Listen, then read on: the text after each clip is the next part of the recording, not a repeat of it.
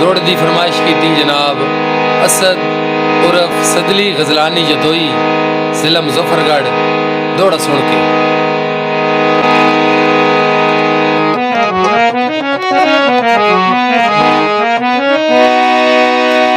घाटियां दे राह दिन संगतां विच जेड़ा घाट पचाए ओनू यारा दिल पंड भारी होंदी ए संगतां दी ओ जेड़ा सिर ते चाए ओनू यारा दिल।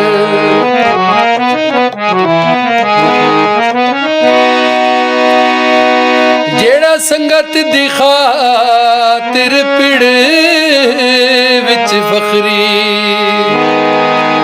हाय बाजी खून दिलाए ओनू यारा दिल।